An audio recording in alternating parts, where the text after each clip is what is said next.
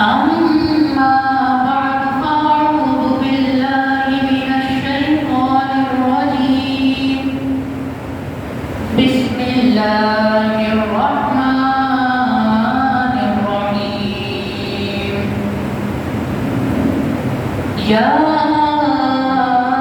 أيها الذين آمنوا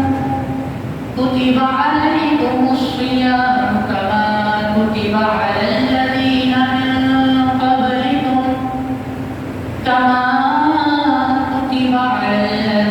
من قبلكم لعلكم تتقون أياما معدودات. وقال تعالى في مقام آخر إن الله يأمر بالعدل والإحسان إن الله يأمركم بالعدل والإحسان وإيتاء ذي القربى وينهى عن الفحشاء والمنكر والبغي يعظكم لعلكم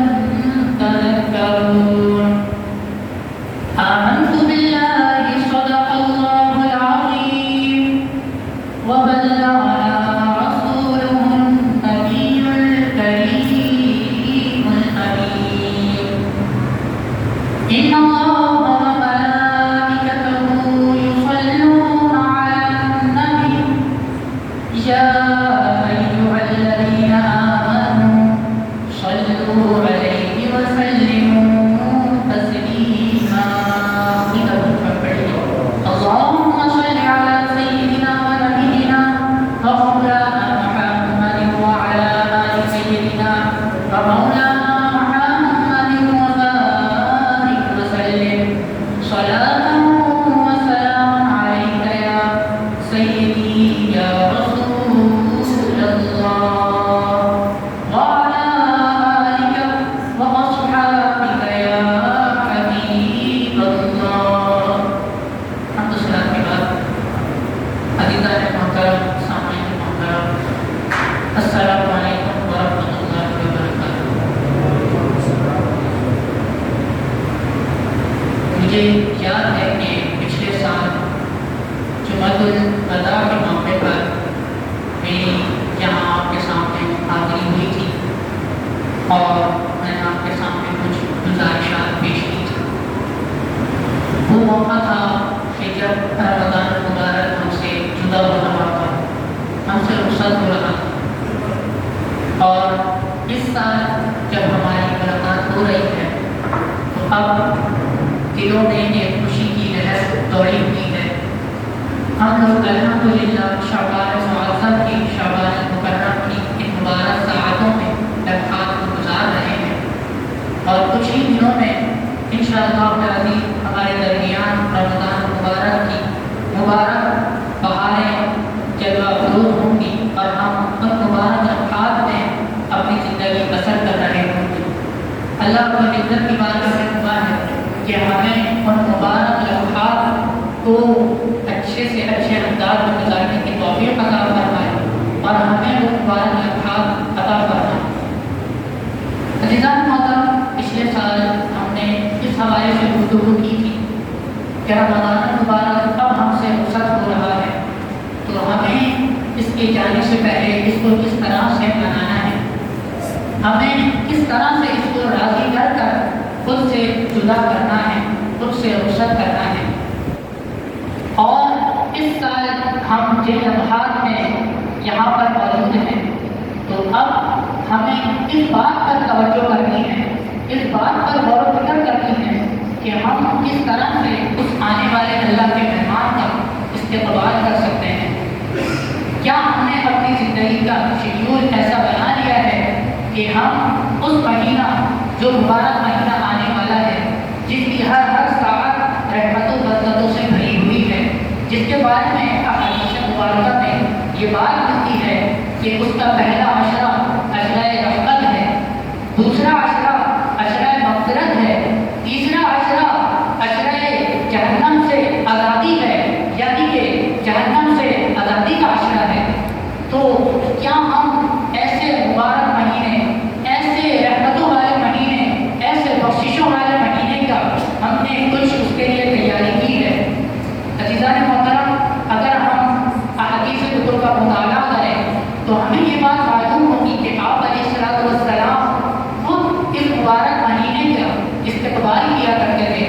آپ علیہ السلام اس مبارک مہینے کے لیے دعائیں فرمایا کرتے تھے. آپ علیہ السلام اس مبارک مہینے کو پانے کی جستجو کیا کرتے تھے. چنانچہ جب رجب کا مہینہ شروع ہوتا تو اس وقت سے ہی آپ علیہ السلام یہ دعا کرنا شروع کر دیتے تھے, یہ دعا مانگنا شروع کر دیتے تھے کہ اللہم بارک لنا فی رجب و شعبان وبلغنا الی رمضان, کہ اے اللہ ہمارے رمضان, ہمارے شعبان اور رجب میں برکتیں عطا فرما اور ہمیں رمضان مبارک تک پہنچا. تو معلوم ہوا کہ آپ علیہ السلام خود اس مہینے کو کس طرح سے استقبال کے لیے اس کو خوشامدید کہا کرتے تھے. اسی طرح اور دیگر جب ہم صالحین صحابہ کرام رضوان اللہ تعالیٰ علیہم اجمعین کی سیرت کا مطالعہ کریں تو ہم دیکھیں گے کہ وہ کس طرح سے وہ اس مہینے کے آمد سے پہلے مساجد کی صفائیاں کیا کرتے تھے, گھروں کی صفائی کیا کرتے تھے. اسی طرح تلاوت قرآن, ذکر و اذکار کی بہت زیادہ وہ کثرت کیا کرتے تھے. تو عزیزان محترم, اس طرح سے ہم اس اللہ کے آنے والے مہمان کا استقبال کر سکتے ہیں. اسی طرح میں نے آپ کے سامنے ابھی جو خطبے میں آیات کریمہ پڑھی, اس کے اندر جو میں نے دوسری آیت آپ کے سامنے پیش کی, اس کے اندر اللہ رب العزت ارشاد فرماتا ہے کہ ان اللہ یأمرکم بالعدل والاحسان, کہ اللہ تعالیٰ تمہیں عدل اور احسان کا حکم فرماتا ہے. اور اس کے حبیب نبی کریم علیہ السلام اور نبی کریم علیہ السلام تسلیم کا جب ہم ذکر کرتے ہیں تو اس وقت اللہ رب العزت ہمارے اوپر رحمتوں برکتوں کے دروازے کھول دیتا ہے. چنانچہ حدیث مبارکہ کا مضمون ہے کہ جب کوئی شخص آپ علیہ السلام پر ایک مرتبہ درود پاک بھیجتا ہے تو اللہ رب العزت اس کی 10 خطائیں معاف فرما دیتا ہے, اس پر 10 رحمتیں نازل فرماتا ہے, اس کے 10 درجات بلند کر دیتا ہے. تو عزیزان محترم, یہ جو مہینہ ہمارے درمیان جلوہ بگن ہے, اس مہینے کو شہر الصلوات بھی کہا جاتا ہے. کیوں؟ کیونکہ نبی کریم علیہ السلام نے ایک حدیث میں ارشاد فرمایا کہ یہ جو شعبان کا مہینہ ہے یہ میرا مہینہ ہے, لہذا ہمیں چاہیے کہ ہم آپ علیہ السلام پر اس مہینے میں زیادہ سے زیادہ درود و سلام کے نذرانے پیش کریں. آپ علیہ السلام پر زیادہ سے زیادہ صلاۃ و سلام کے نذرانے اور اس کے پھول نچھاور کریں. آپ علیہ السلام کی سیرت کا مطالعہ کریں, آپ علیہ السلام کے فرامین کو پڑھیں, اس کو یاد رکھیں اور اس کے مطابق اپنی زندگی کو گزارنے کی کوشش کریں. عزیزان محترم, اس کے بعد اللہ رب العزت ارشاد فرماتا ہے وَإِيتَاءِ ذِي الْقُرْبَىٰ, کہ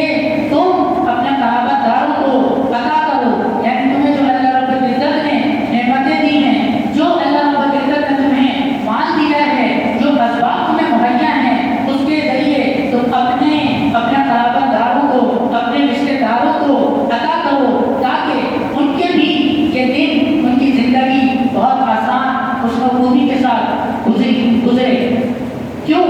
کیونکہ اب جو آنے والا مہینہ ہے اس مہینے میں یہ ایک حدیث پاک کا مضمون ہے. انشاءاللہ ہم ابھی آخر میں اس حدیث پاک کو تفصیلاً ذکر بھی کریں گے کہ آپ علیہ السلام خود ارشاد فرماتے ہیں کہ رمضان مبارک جب آتا ہے تو مومن کے رزق میں برکت عطا کر دی جاتی ہے. یہی وجہ ہے کہ ہم دیکھتے ہیں کہ جب رمضان مبارک آتا ہے تو جو نعمتیں ہمیں پورے سال میسر نہیں ہوتی, جو نعمتیں ہم پورے سال نہیں کھا پاتے, جو نعمتیں ہم پورے سال اویل نہیں کر پاتے, وہ نعمتیں بھی ہمیں اللہ رب العزت اس رمضان مبارک کے مہینے میں عطا فرما رہا ہوتا ہے. تو ابھی سے ہم اگر کوشش کریں کہ ہم اس رمضان مبارک کے مہینے کے آنے سے پہلے ہم اپنی زندگی, اپنی جو زندگی جو روزمرہ کی زندگی ہے اس کو اگر ہم اس آنے والے مہینے کے مطابق ابھی سے ڈھالنا شروع کر دیں تو یقین جانیے دوستو, یقین جانیے وہ رمضان مبارک جب آئے گا تو وہ جب رخصت ہوگا تو اپنے رب کی بارگاہ میں وہ یہ عرض کرے گا کہ بار اللہ کہ جب میں ان لوگوں کے درمیان آیا, جب میں یہاں اس ملک میں آیا تو اس وقت ان لوگوں نے میرا بڑی اچھی طرح سے استقبال کیا. یہ لوگ تو پہلے سے ہی قرآن مجید کی تلاوت میں مشغول تھے, یہ لوگ تو پہلے سے ہی ذکر و اذکار کیا کرتے تھے, ان لوگوں کی عادت تو پہلے سے ہی روزے رکھنے کی تھی. چنانچہ یاد رکھیے کہ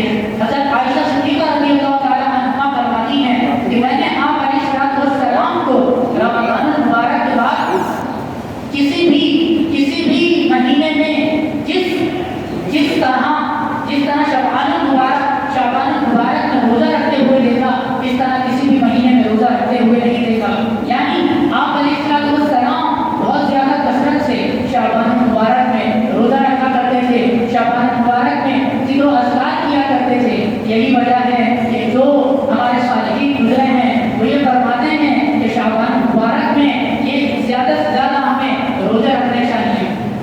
تو اب ہمیں اپنی زندگی میں غور کرنا چاہیے کہ شعبان مبارک، شعبان معظم کے ہم سے 16-17 دن رخصت ہو چکے ہیں، لیکن کیا ہم نے رمضان مبارک کی آمد کے سلسلے میں کوئی تیاری کی ہے؟ ہم نے کتنے روزے رکھے؟ ابھی الحمدللہ اللہ رب العزت نے ہم پر بڑا کرم فرمایا، بڑا رحم فرمایا کہ ہمیں وہ عظیم رات عطا فرمائی کہ جس رات میں حدیث پاک میں آتا ہے کہ اللہ رب العزت قبیلہ بنو کلب کی بکریوں کے بالوں کے برابر لوگوں کی مغفرت فرماتا ہے. تو بس ایک ہم نے کیا اسی دن کا روزہ رکھا یا اس کے علاوہ بھی ہم نے روزے رکھے، اس کے علاوہ بھی ہم نے عبادات میں اپنی راتوں کو گزارا، اس کے علاوہ بھی ہم نے تلاوت قرآن پاک کی یا نہیں کی؟ اسی طرح ہم سے ابھی پچھلے 2 جمعے رخصت ہو چکے ہیں، تو کیا ہم سے ان جمعوں میں آپ علیہ السلام پر درود السلام کثرت کی یا نہیں کی؟ اسی طرح توبہ و استغفار کی کثرت کی یا نہیں کی؟ عزیزان محترم، ابھی بھی ہمارے پاس وقت ہے، ابھی بھی ہم سے کوئی یہ مہینہ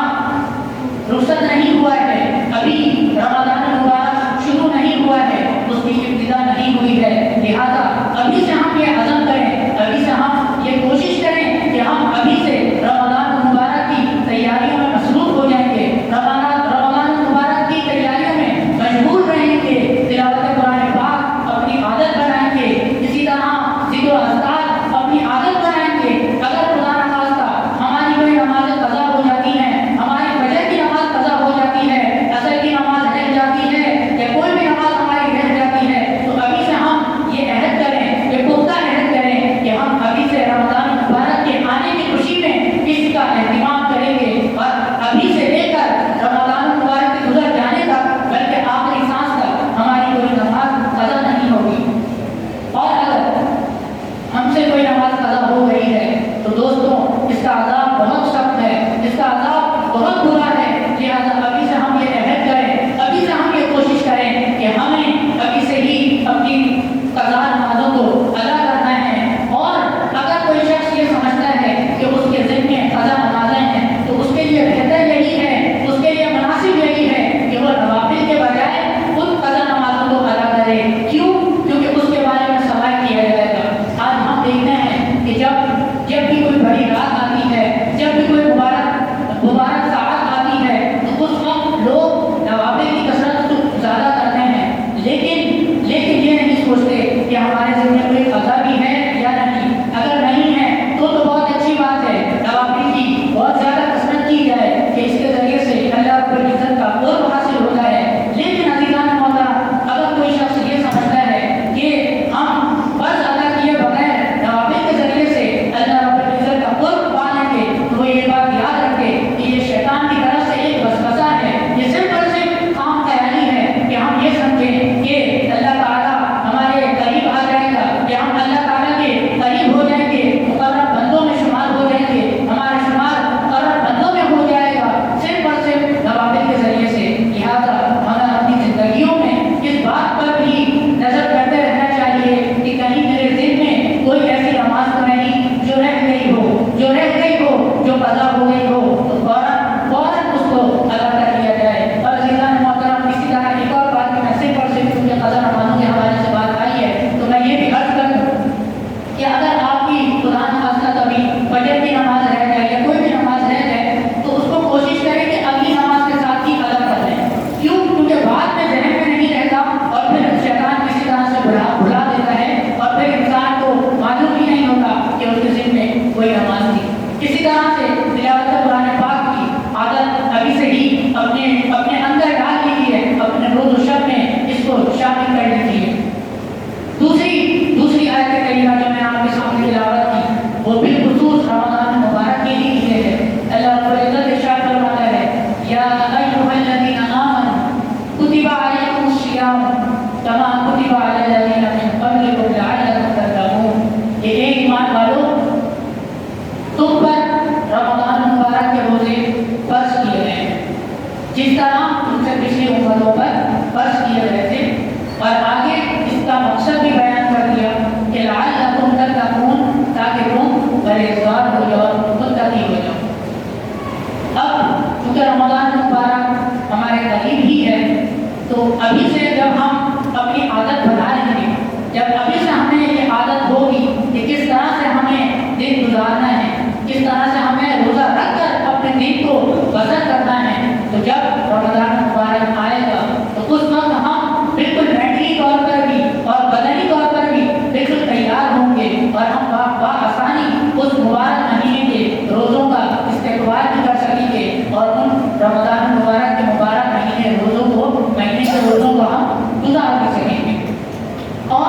لعلکم تتقون، یہ بات جو ارشاد فرمائی ہے عزیزان محترم، یہ بڑی اہم بات ہے۔ آج ہم یہ سوچتے ہیں کہ تتقون کا مطلب بس ڈرنا ہے، تو بس جن باتوں سے ہمیں روک دیا گیا ہے اگر ہم ان سے رکے رہیں گے تو یہی بس متقی ہونے کی نشانی ہے۔ لیکن اس کے ساتھ ساتھ بہت سارے لوگوں کا یہ گمان نہیں ہوتا کہ جن باتوں کا ہمیں حکم دیا گیا ہے ان باتوں کو جب ہم سر انجام دیں گے اور جب ان باتوں پر ہم عمل کریں گے تو اس وقت بھی ہم متقین میں شمار ہوں گے۔ یہ بات، اس بات کا کوئی انکار نہیں کرتا کہ گناہوں سے بچنا یہ نیکی کرنے سے زیادہ اہم ہے، لیکن اس کے ساتھ ساتھ جب ہم گناہ سے بچتے ہیں اور نیکیاں کرتے ہیں تو گناہ سے بچنے کی وجہ سے ہمارا اندرونی، ہمارے جو بھی جسمانی تمام چیزیں پاک ہو جاتی ہیں، ہمارے ظاہر و باطن کی اصلاح ہو جاتی ہے۔ اور یاد رکھیے عزیزان محترم، ہم نے یہ باتیں نوٹ کی ہوں گی کہ جب ہم رمضان مبارک میں کوئی بھی عبادت کرتے ہیں تو اس کے اندر ہمیں لذت محسوس ہوتی ہے، اس کے اندر ہمیں سرور محسوس ہوتا ہے۔ ایسی کیا وجہ ہے، ایسی کیا وجہ ہے کہ ہم اس وقت کو یہ سرور، یہ لذت محسوس کرتے ہیں لیکن عام دنوں میں محسوس نہیں کرتے؟ تو اس کی ایک بہت بڑی وجہ یہ ہے کہ جب ہم لوگ روزے سے ہوتے ہیں تو ہم تمام گناہوں سے بچ رہے ہوتے ہیں، اور جب ہم گناہوں سے بچ رہے ہوتے ہیں تو اسی کے نتیجے میں ہمیں وہ لذت محسوس ہو رہی ہوتی ہے، عبادت میں خضوع پیدا ہو رہی ہوتی ہے۔ لہٰذا یہ کوئی ایسی بات نہیں ہے کہ ہم صرف اور صرف رمضان مبارک کو اس مبارک مہینے میں ہی تقویٰ اختیار کریں۔ یہ تقوی کا جو مفہوم ہے یہ تو مسلمان جب آنکھ کھولتا ہے اس وقت سے لے کر قبر میں جانے تک یہ اس کی زندگی میں نافذ ہونا چاہیے۔ یہی وجہ ہے کہ جب ہم بزرگان دین اور یہ کرام کی سیرتوں کا مطالعہ کرتے ہیں تو ہم دیکھتے ہیں کہ وہ کس طرح سے تقوی اختیار کیا کرتے تھے کہ وہ ایک چھوٹے گناہ کو دور کی بات، وہ صرف اور صرف اگر کوئی ان کے گمان میں بات آ جاتی کہ یہ کام صحیح نہیں ہوگا، یہ کام مکروہ ہوگا، تو وہ اس کام سے بھی بچتے ہیں۔ لہٰذا عزیزان محترم، ہمیں ان باتوں کو بھی یاد رکھنا چاہیے کہ کس طرح سے ہم گناہوں سے بچ سکتے ہیں۔ اگر کوئی شخص کاروبار کرتا ہے تو کاروبار کرتے ہوئے یہ بات ہمیں یاد رکھنی چاہیے، کاروبار میں جس طرح شیطان عبادت میں خلل اندازی کرتا ہے اسی طرح سے کاروبار میں بھی خلل اندازی کرتا ہے۔ کیوں؟ کیونکہ ہر شخص کے پاس اختیار ہوتا ہے کہ وہ اپنے ناپ تول میں کمی کر لے، لیکن اس وقت جو شخص اپنے رب کا تقویٰ اختیار کرتا ہے، اس وقت جو شخص یہ بات سوچ لیتا ہے کہ نہیں میرا رب تو مجھے دیکھ رہا ہے، تو یاد رکھیے یہ تجارت کرنا، یہ کاروبار کرنا بھی اس کے لیے یہ بخشش کا ذریعہ بن جاتا ہے، یہ اس کے لیے ثواب کا ذریعہ بن جاتا ہے۔ اسی طرح اگر کوئی ڈاکٹر ہے، کوئی انجینئر ہے، کوئی سائنٹسٹ ہے، کوئی پروگرامر ہے، کوئی اگر آئی ٹی کے شعبے سے وابستہ ہے، الغرض جس شعبے سے بھی وابستہ ہے، اس کو یہ بات ہمیشہ یاد رکھنی چاہیے کہ میں جو بھی کام کر رہا ہوں، میں جو بھی کام سر انجام دے رہا ہوں، کیا وہ شریعت کے مطابق ہے؟ کہیں ایسا تو نہیں کہ یہ شریعت نے اس سے منع فرمایا ہو، کہیں ایسا تو نہیں اللہ اور اس کے رسول نے اس کام سے منع فرمایا ہو اور میں اس میں مبتلا ہوں۔ اسی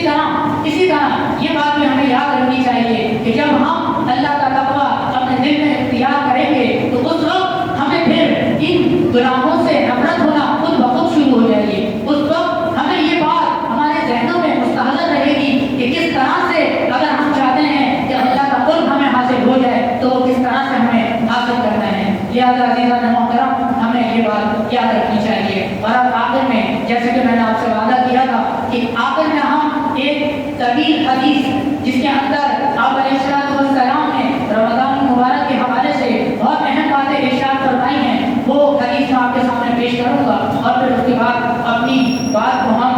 اختتام کی طرف لے کر چلیں گے۔ تو یہ حدیث حضرت سلمان فارسی رضی اللہ تعالیٰ عنہ سے روایت ہے، فرماتے ہیں قال قدمنا رسول اللہ صلی اللہ علیہ وسلم فی آخر یوم من شعبان، کہ نبی کریم علیہ السلام نے ہمیں شعبان کے آخری دن خطبہ ارشاد فرمایا۔ بعض علماء نے فرمایا کہ رمضان کے آخری جمعے کو یہ خطبہ ارشاد فرمایا، تو ہو سکتا ہے کہ یہ جو آخری دن ہو وہ رمضان وہ شعبان مبارک کا آخری جمعہ ہو، تو اسی وجہ سے بعض علماء کرام نے یہ بات ارشاد فرمائی ہو۔ فرماتے ہیں فقال یا ایھا الناس قد اضلکم شہر عظیم، کہ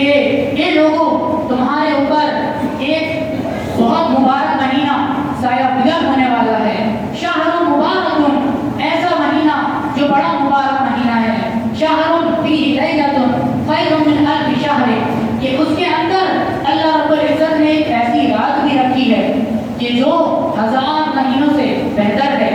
جس کو ہم اور آپ شب قدر کے نام سے جانتے ہیں، اور الحمدللہ ثم الحمدللہ ہم سب ان راتوں کو پانے کی اور ان راتوں میں عبادت کرنے کی کوشش کرتے ہیں، اور اللہ رب العزت کی بارگاہ میں ابھی بھی دعا کریں کہ اللہ تعالی ہمیں وہ مبارک راتیں زندگی میں بار بار عطا فرمائے کہ ہم ان مبارک راتوں کو پالیں۔ آگے فرماتے ہیں کہ جعل اللہ صیامہ فریضۃ وقیام لیلہ ولیل تطوعا من تقرب فیہ بحسنۃ من الخیر کان کمن ادى فریضۃ فیما سواه، کہ نبی کہ اللہ تعالیٰ نے اس کے دن کو روزوں کے لیے بنایا ہے اور راتوں کو قیام کے لیے بنایا ہے۔ یہی وجہ ہے کہ ہم دیکھتے ہیں کہ عام دنوں میں تراویح کی نماز ہمارے اوپر لازم نہیں، ہمارے لیے کوئی سنت نہیں، لیکن رمضان المبارک کی بہاریں جب آتی ہیں تو ہم دیکھتے ہیں مساجدوں میں بھی بہاریں آ جاتی ہیں۔ مساجد میں نمازوں کے دوران تو ویسے ہی بہاریں ہوتی ہیں، لیکن رات میں بھی ایک الگ ہی منظر ہوتا ہے کہ جب تراویح کے لمحات ہوتے ہیں، کئی مساجد میں تراویح کی بعد درس تراویح کا بھی اہتمام کیا جاتا ہے، تو لہٰذا نبی کریم علیہ السلام نے ارشاد فرمایا کہ اس کی راتوں کو قیام بنایا ہے، قیام کے لیے بنایا ہے، تو جو شخص اس کے اندر ایک نفل کام کرے تو وہ دوسرے مہینوں میں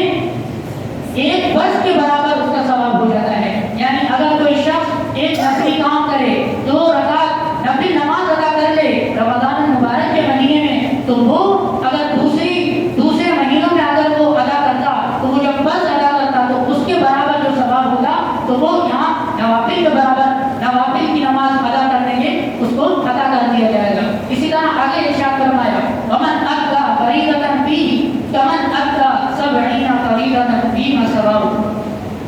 سبحان اللہ، کیا ارشاد فرمایا کہ جو شخص اس مبارک مہینے میں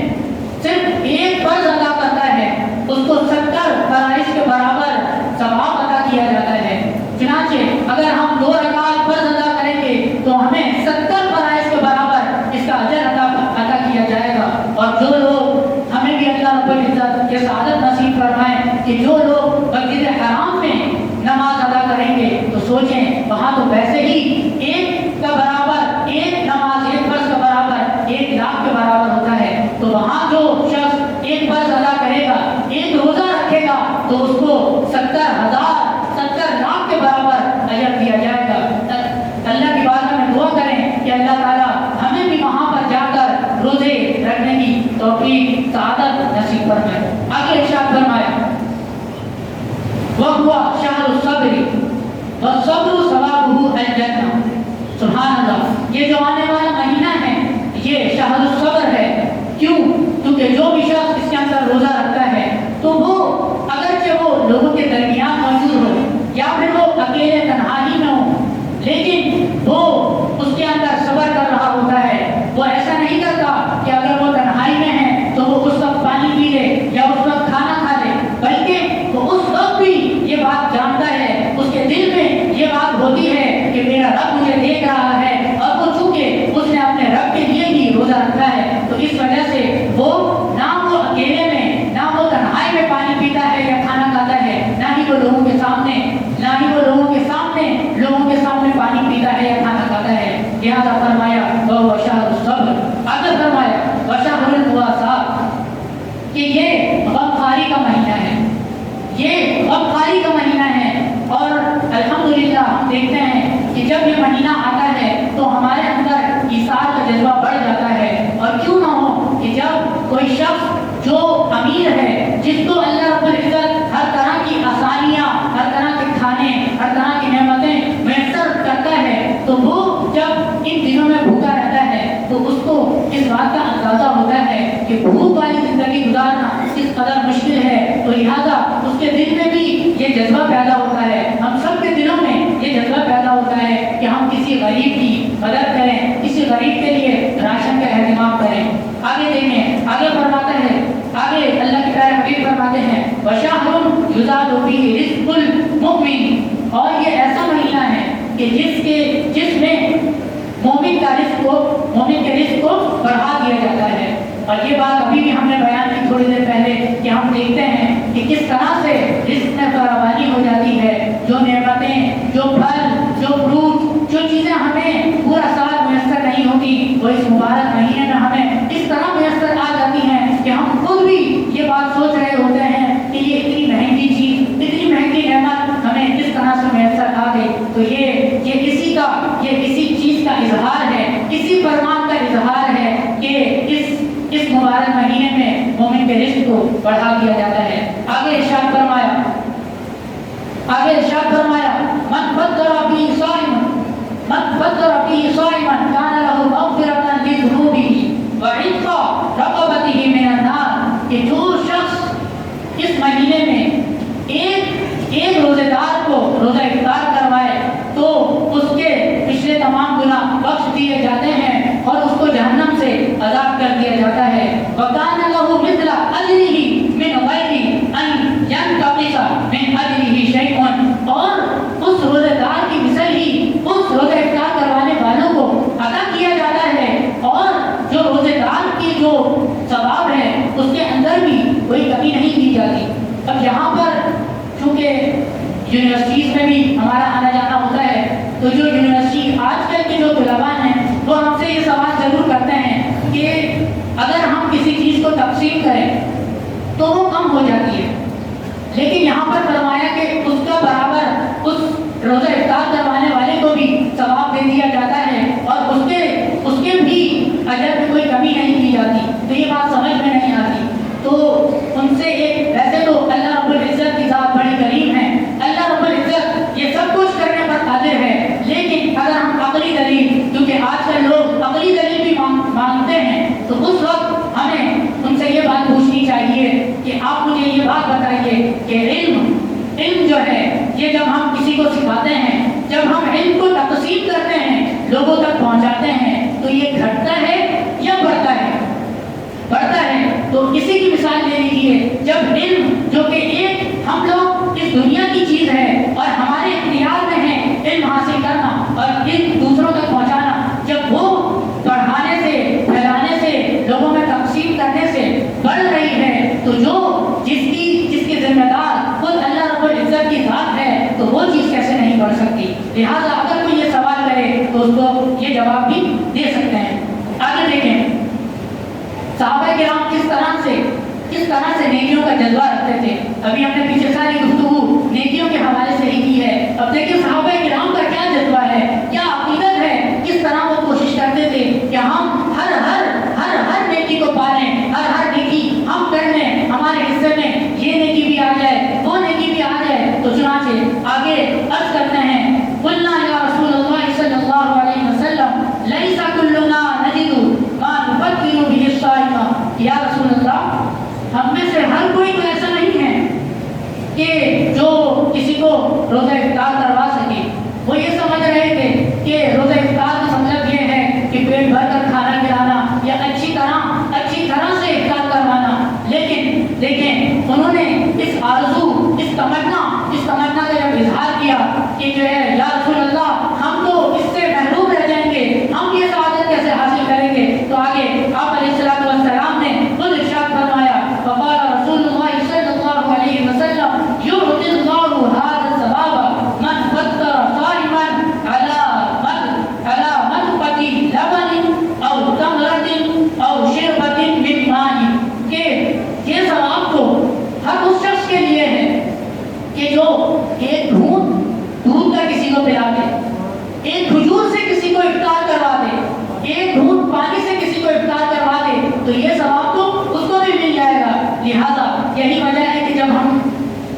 ٹی وی چینلز پر یا پھر آپ میں سے جو احباب مدینہ منورہ اور مکہ مکرمہ کی مبارک لمحات میں گئے ہوں تو وہ دیکھتے ہوں گے کہ وہاں پر لوگ کس طرح سے اہتمام کرتے ہیں۔ بلکہ میں ایک بہت بڑے عالم دین کو سن رہا تھا، انہوں نے بیان کیا کہ میں نے دیکھا کہ ایک شخص वहीं से आप जमजम का पानी भरता और लोगों को बस सामने रखता जाता। और ये देखिए किस तरह का जज्बा है। और यकीनन अल्लाह की रहमत बड़ी है, अल्लाह की रहमत में बड़ी वसात है, यकीनन उसको भी इस पानी पिलाने का सवाब मिल रहा होगा। लिहाजा अगर इन मुबारक लम्हात में कोई हमारे घर पर आता है, कोई दस्तक होती है, तो ज़रूर हमें चाहिए कि हम उनकी मदद करें, उनको पानी की पिला दें, खजूर दे दें। जितना हमें अल्लाह रब्बुल इज्जत ने तौफीक दी है उसके ज़रिए से हम उनकी मदद करें। आगे इरशाद फरमाया, ये बात तो हो गई सिर्फ एक दूध पिलाने वाले की और एक खजूर खिलाने वाले की। अब आगे देखिए क्या इरशाद फरमाया, वमन अशबअ साइमन सक़ाहुल्लाहु मिन हौदी शरबतन ला यज़मअ हत्ता यदखुलल जन्नत। और जो शख्स किसी रोजेदार को पेट भर कर रोजा इफ्तार करवाए तो उसके लिए क्या अजर है। फरमाया कि उसको आखिरत में हशर के दिन एक मेरे हौज़ से ऐसा पानी पिलाया जाएगा कि वो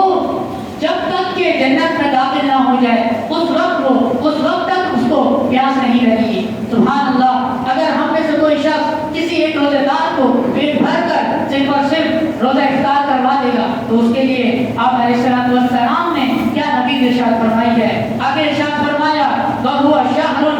अव्वलहु रहमतुन। ये बात हम सब जानते हैं कि ये जो महीना है इसके 3 अशरे हैं। शुरू के 10 दिन ये रहमत के अशरे हैं। ये अहादीस से साबित है। मैं आपके सामने हदीस बयान कर रहा हूँ। वहुवा शहरुन अव्वलहु रहमतुन। ये ऐसा महीना है कि जिसका पहला हिस्सा वो रहमत है।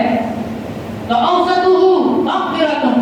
और उसका जो दरमियाना अशरा है वो मग़फ़िरत का अशरा है, अशरा मग़फ़िरत है। आगे फरमाया, व आखिरुहु इत्क़ुम मिनन नार। और जो आखिरी अशरा है वो जहन्नम से आज़ादी का अशरा है। आगे इरशाद फरमाया, वमन ख़फ़फ़फ़ अन ममलूकिही फ़ीही ग़फ़रल्लाहु लहु वअतक़हु मिनन नार। और जो शख्स अपने ममलूक, अपने मातहत लोगों के साथ इस मुबारक महीने में तख़फ़ीफ़ करे, उनके साथ कमी करे। अगर कोई कहीं पर आला पौधे पर फाइज है तो उसके मातहत जो लोग आते हैं, या अगर कोई फैक्ट्री का मालिक है, या अगर कोई किसी और इदारे का ऑनर है, तो उस वक्त वो लोगों पर अगर तख़फ़ीफ़ करे। अगर 8 घंटे ड्यूटी है तो उसको 6 घंटे कर दे, या फिर उनके काम में अगर कोई मेहनत वाला काम है तो उस काम में कुछ तख़फ़ीफ़ कर दे। तो अल्लाह के प्यारे हबीब अलैहिस्सलाम ने इरशाद फरमाया कि उसकी अल्लाह ताला मग़फ़िरत फरमा देता है और उसको जहन्नम से आज़ाद कर देता है। तो अज़ीज़ान मोहतरम, ये मुबारक महीना, ये मुबारक रहमतों वाला महीना, ये मग़फ़िरत वाला महीना, ये जहन्नम से आज़ादी वाला महीना हमारे दरमियान आने वाला है। अब हमें अपनी ज़िंदगी में इस बात पर तवज्जो करनी है, इस बात पर गौर करना है कि हम इस मुबारक महीने का इस तरह से इस्तेमाल करते हैं। आया हम अभी से अपनी ज़िंदगी में उस मुबारक महीने की जो भी खुसूसियात हैं उनको अपनाना शुरू करते हैं। आया क्या हम अभी से ही रातों में उठकर नवाफिल अदा करते हैं? क्या हम अभी से ही रोज़े का एहतिमाम करते हैं? जैसा कि पहले भी बयान किया, एक बार फिर बयान कर देता हूँ कि हज़रत आयशा सिद्दीक़ा रज़ियल्लाहु ताला अन्हा इरशाद फरमाती हैं कि हज़रत आयशा सिद्दीक़ा रज़ियल्लाहु ताला अन्हा इरशाद फरमाती हैं कि आप अलैहिस्सलातु वस्सलाम सबसे ज़्यादा रमज़ान मुबारक के बाद जिस महीने में रोज़ा रखा करते थे वो शाबान का महीना है। लिहाज़ा अज़ीज़ान मोहतरम, हमें ये जो दिन मुयस्सर हैं इनके अंदर कोशिश करें, जब हमारे लिए आसानी हो, जब हमारे लिए सहूलत हो, तो उन दिनों में ज़रूर रोज़ों का एहतिमाम करें, तिलावत कुरान मजीद का एहतिमाम करें, आप अलैहिस्सलातु वस्सलाम पर दुरूद व सलाम का एहतिमाम करें, तौबा और इस्तिग़फ़ार की कसरत करें, और इसी तरह लोगों के साथ जो गरीब हैं, मिस्कीन हैं, उनके साथ भलाई करें। यकीन जाने अगर अभी से हमने इस चीज़ को अपनी ज़िंदगी का मामूल बना लिया, अपनी ज़िंदगी में नाफिज कर लिया, तो फिर वो रमज़ान जब आएगा तो वो हमसे इस कदर खुश होगा कि वो जिस तरह अहादीस में आता है कि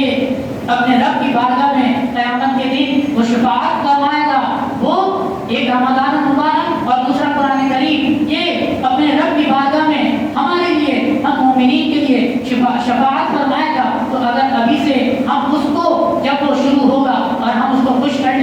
تو یقین جانیے ہمارے لیے یہ بڑی سعادت ہوگی۔ لہٰذا اللہ رب العزت کی بارگاہ میں دعا ہے کہ ہمیں وہ مبارک لمحات رمضان مبارک کی وہ مبارک گھڑیاں، وہ غفرتوں والی گھڑیاں ہمیں نصیب فرمائے، اور ہمیں یہ دعا بار بار کرتے رہنا چاہیے کہ اللہم بارک لنا فی رجب و شعبان وبلغنا الی رمضان، کہ اے اللہ ہمیں رمضان مبارک تک پہنچا دے، ہمیں رمضان مبارک کی بہاریں دیکھنا نصیب فرما دے، اور اس کے ساتھ ساتھ ہمیں یہ بھی یاد رکھنا ہے کہ ہمیں کس طرح سے اس رمضان مبارک، اس اللہ کے مہینے کے آنے سے پہلے کس طرح سے اس کا استقبال کرنا ہے اور کس طرح سے اس کو خوش کرنا ہے۔